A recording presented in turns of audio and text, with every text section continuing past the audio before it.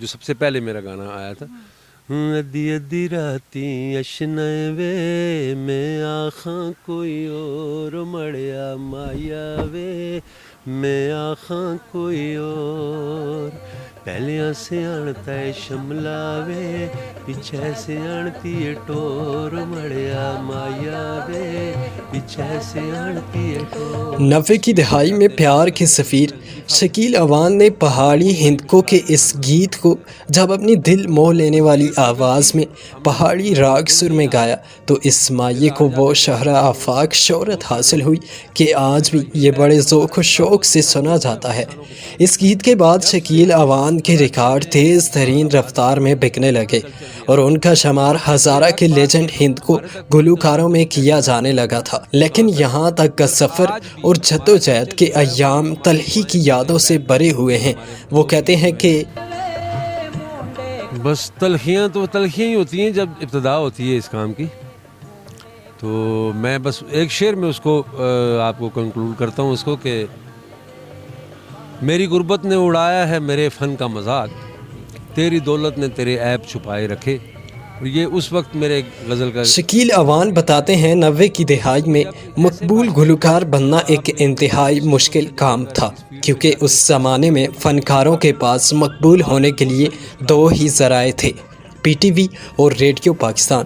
وہ پہلی دفعہ کب اور کیسے ریڈیو پاکستان پر نشر ہوئے؟ یہ ان ایسا کے تھا کہ بقول میں راولپنڈی ریڈیو پاکستان جو تھا تو اس ایریے میں میرے کزن رہتے تھے تو میں اکثر گزرتا تو میری خواہش تھی کہ کبھی میں اس ریڈیو کی دیوار کے اندر بھی جاؤں. تو میں جا کر کھڑا ہو گیا ان کی وہ جو ان کا استقبالیہ ہوتا ہے بڑے 1 مہینہ میں جاتا رہا. مجھے کسی نے لفٹ ہی نہیں کرائی کون ہے کون نہیں ہے. تو ایک پروڈیوسر تھے فیاض کیانی آج کل وہ جی اے میں تو وہ بھی نئے نئے اپائنٹ ہوئے تھے. تو انہوں نے مجھے دیکھا تو پوچھا تو انہوں نے کہا میں نے کہا جی مجھے گانے کا شوق ہے. تو وہ مجھے اندر لے گئے. تو وہاں جب ایڈیشن ہوا تو بڑے لوگ آئے ہوئے تھے. وہ کوئی مہدی حسن صاحب کو گا رہا تھا کوئی غلام علی صاحب کو گا رہا تھا. تو میں سوچ رہا تھا کہ یار میں کیا گاؤں گا ان کے سامنے. اب غلام علی سے اچھا تو کوئی نہیں گا سکتا یا مہدی حسن صاحب سے اچھا.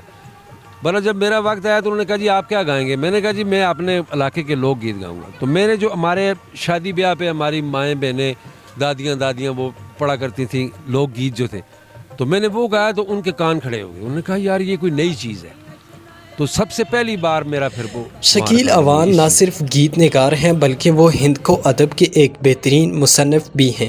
وہ اپنی علمی و فکری خدمات کے بارے میں بیان کرتے ہیں کہ کلچر جو ہے ہمارا ثقافت یا کلچر جو ہے وہ انسانوں کے ساتھ ہے. جب سے اس علاقے میں انسان آباد ہیں اس کا کلچر بھی آباد ہے. یہ الگ بات کہ ہمارے تک پہنچتے پہنچتے وہ کیسا رہا کہاں تک. مگر آج بھی ہمارا کلچر جو ہے وہ ہماری مائیں بہنیں بیٹھ کر سنتی ہیں. ہمارے لوک گیت جو ہیں وہ مائیں جو ہیں وہ بیٹھ کر سنتی ہیں. اس کا مطلب یہ ہے کہ ہمارا کلچر بہت ہی خوبصورت اور فیملی کلچر ہے. میرا 112 البم جو ہیں وہ مارکیٹ میں ہیں. ہر البم میں 8 گانے ہوتے ہیں. آگے اندازہ آپ چونکہ میں صاحب میں ذرا کمزور ہوں. اس کے علاوہ میری 2 کتابیں ہیں. ایک میری مادری جو زبان ہے ہماری انکو لہجہ جو پہاڑی کا ہے اس میں ہے ٹاکیاں نے پھول. اور دوسری میری ابھی تھوڑے دن پہلے اردو کتاب آئی ہے آواز کا کاسا. شکیل اوان کا جلال بابا آڈیٹوریم سے بھی ایک گہرا تعلق ہے. وہ روزانہ یہاں تشریف لاتے ہیں اور اس عمارت کو اس شہر کا ثقافتی مرکز و ورثہ قرار دیتے ہیں. مگر اس کی نوحہ کنا در و دیوار اور انتظامیہ کی غفلت کو دیکھ کر انہیں سخت افسوس بھی ہے. سب سے پہلی بات یہ کہ یہ جو آرٹ کونسلیں ہوتی ہیں یہ سرکار کی ہوتی ہیں. تو ہمیں پچھلے 22 23 24 سال سے یہاں 1 روپے کا فنڈ جو ہے نا گورنمنٹ آف کے پی کے نے نہیں دیا. یہ ہمارے ساتھ ان کی محبت کہہ لیں یا انتہائی تعصب کہہ لیں گورنمنٹ آف کے پی کے کا کہ یہاں اگر کوئی کلچر شو نتھیا گلی میں ہوتا ہے تو اس میں بھی ہزارہ کی نمائندگی نہیں ہوتی. ہمارا کوئی فنڈ نہیں. حالانکہ ہارٹ کونسلوں کا سالانہ بجٹ ہوتا ہے جو انہیں دیا جاتا ہے وہ ان کے کلچرل ایکٹیویٹیز کے لیے.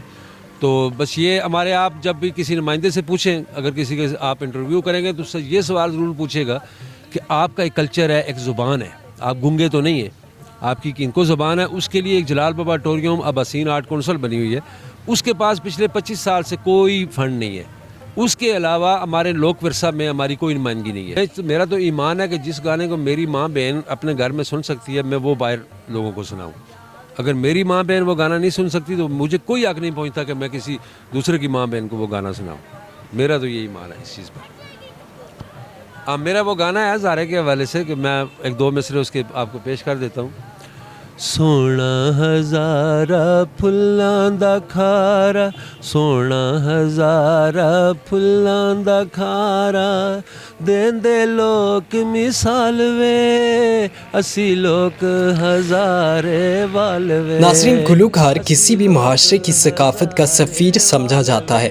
شکیل اوان جیسے ادبی اور ثقافتی پس منظر رکھنے والے فنکار نے نہ صرف ہزارہ لوک ورثہ اپنی گیتوں میں محفوظ کیا بلکہ ہندکو گیتوں میں نئے تجربات کے ذریعے جدت پیدا کی اور ان گیتوں کے سامعین کی تعداد کروڑوں میں پہنچا دی, اور اس کے ساتھ ہی ہزارہ لوک موسیقی کا قدیم فن اپنی آنے والی نسلوں تک منتقل کیا. وہ نہ صرف لیجنڈ کہلانے کے حقدار ہیں بلکہ ملکی سطح پر اعزازات کے اصولی معیارات پر بھی پورا اترتے ہیں.